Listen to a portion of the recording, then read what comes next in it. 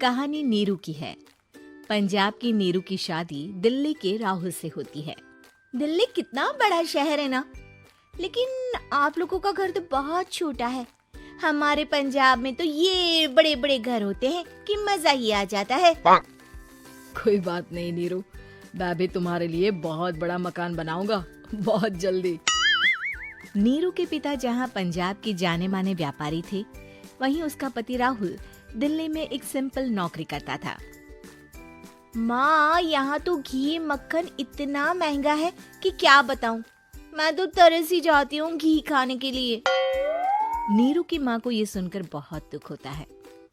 मेरी बेटी को घी नसीब नहीं हो रहा है और ये बहू यहाँ बैठकर घी में शक्कर डाल रही है।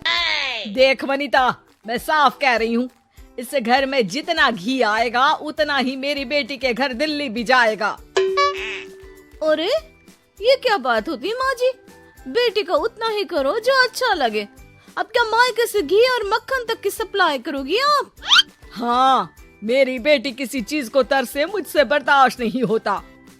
अब क्या था, नीरू के मायके में 2 किलो घी आता तो 2 किलो दिल्ली जाता नीरू के पास। एक दिन, माँ बड़ी गर्मी पड़ती है दिल्ली में।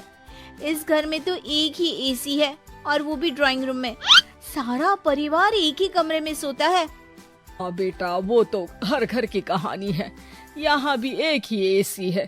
अरे बिल इतना आता है कि क्या बोलूं। तभी वहाँ राकेश आ जाता है।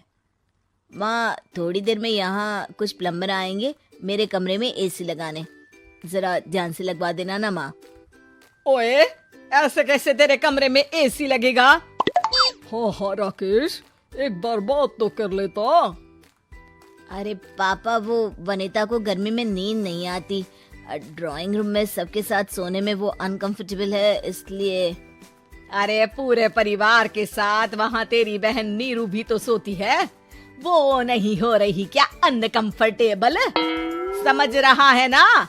अगर एसी लगेगा तो एक दिल्ली में तेरी बहन के कमरे में भी लगेगा, तभी तू लगा सकेगा। राकेश वनिता को सारी बात बताता है।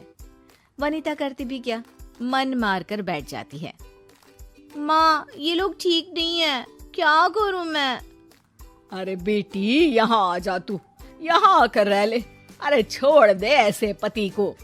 कैसे छोड़ दूँ माँ? समाज क्या कहेगा, लोग क्या कहेंगे?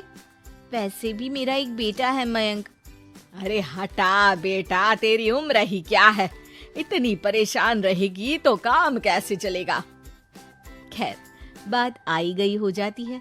माँ को लगता है कि नीरू ठीक है, तो वहीं नीरू के मन में एक ही लाइन चल रही होती है, यहाँ आजा। माँ ने तो बोल ही दिया है कि यहाँ आजा।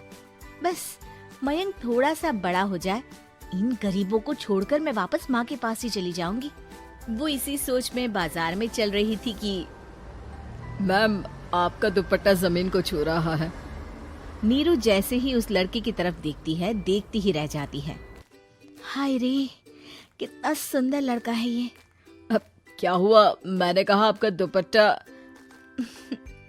तो खुद ही उठाकर दे दो ना। लड़का समझ जाता है कि नीरू उस पर फिदा हो चुकी है। वो उससे उसका नंबर लेकर चला जाता है। अब क्या था, नीरू और रोहित में लगातार बातें होने लगती है। मैं हरियाणा का रहने वाला हूँ, यहाँ एक बड़ी कंपनी का मैनेजर हूँ।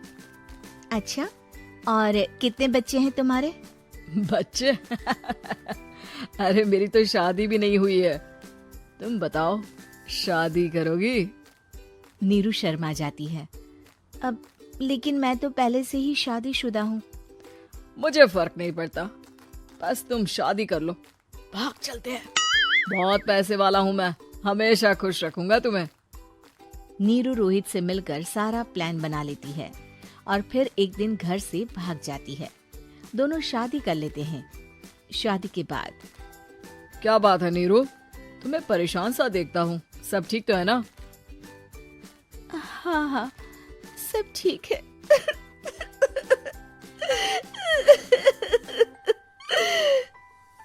ये कहते कहते ही वो रोने लगती है। अरे क्या हो गया, रो क्यों रही हो? मैंने तुमसे एक बात छुपाई है। और वही बात अब मुझे परेशान कर रही है। रोहित, मेरा एक बेटा भी है, उसका नाम मयंक है। क्या बात कर रही हो? ये तुमने मुझे पहले क्यों नहीं बताया? देखो नीरू, मेरी माँ को मैंने ये नहीं बताया है कि तुम शादीशुदा हो। बच्चा मैं मैनेज नहीं कर पाऊंगा।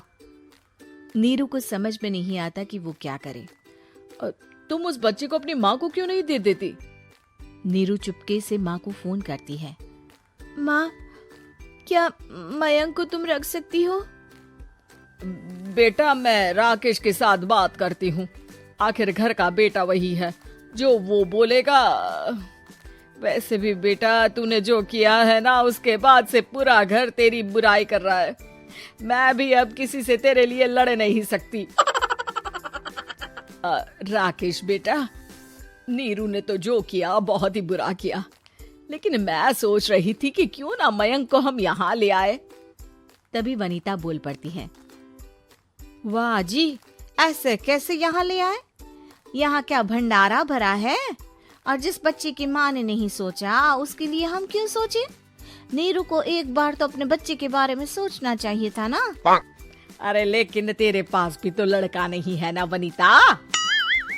माँ, वनीता ठीक बोल रही है। कल को वो बड़ा होकर इसी घर का हिस्सा मांगेगा तो हम क्या करेंगे? माँ कहती भी तो क्या, वो चुप रह जाती है। वहीं नीरू का पहला पति कहता है। माँ, अगर आज भी वो वापस आ जाए तो मैं उसे माफ कर दूंगा।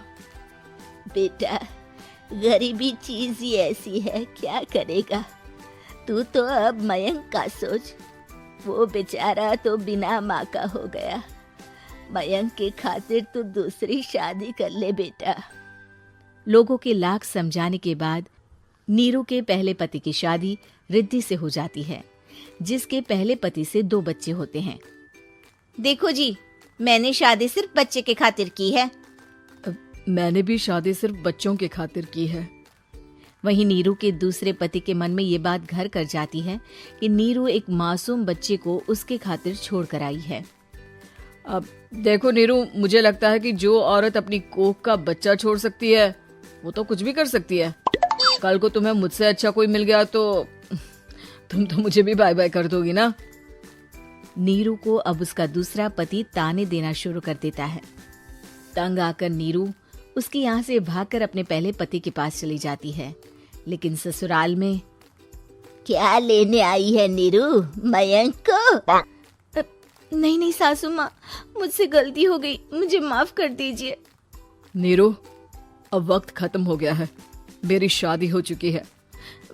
तो छोड़ दो ना उसे, हमारा बच्चा है।